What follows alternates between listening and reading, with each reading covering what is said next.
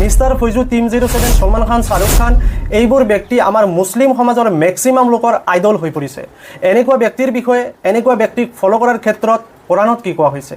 আপোনালোকে কোৰাণ খুলি লওক, সূৰা আনফল আয়াত নম্বৰ 47, তাত আপোনালোকে চাব পাৰে। আপোনাৰ চাওক দোস্ত, এইসকল ব্যক্তিক যেতিয়া আপুনি ফ'ল' কৰিব, আল্লাহে বিগ উদ্দেশ্য আগত ৰাখি আমাক যে এই দুনিয়াত পঠাইছে, সেই উদ্দেশ্যটো ফুলফিল কৰিব পাৰিবনে? এইসকল ব্যক্তিয়ে যেতিয়া নাচ গানত লিপ্ত থাকিব, আমি যেতিয়া এইসকল ব্যক্তিৰ পিছে পিছে দৌৰি এইসকল ব্যক্তিৰ ফলোৱাৰ্ছ বনি যাওঁ, তেতিয়াহ'লে সেই যে আল্লাহে নিৰ্দেশনা দিয়া অনুযায়ী আমি আমল কৰিব পাৰিমনে? আমাৰ অকণো ভয় নালাগেনে সেই কিয়ামতৰ দিনটোলৈ? এইসকল ব্যক্তিয়ে ঘৰৰ পৰা ওলাই এটা অহংকাৰী মুড, যিটো এটা লাক্সাৰিয়াছ জীৱন, এটাৰ পিছত এটা গাড়ী, বিভিন্ন ছিকিউৰিটি, তো উদ্দেশ্যবিহীন এটা জীৱন অতিবাহিত কৰি আছে। আল্লাহে যে এটা উদ্দেশ্য আগত ৰাখি এই দুনিয়াত পঠাইছিলে তেখেতসকলকো, এই বস্তুটো তেখেতসকলে পাহৰি এই দুনিয়াতে মজগুল হৈ গৈছে, আৰু আমি কি কৰি আছোঁ? সেইসকলৰ পিছত দৌৰি আছোঁ আৰু তেখেতসকলৰে আইডল বনি আছোঁ। আইডল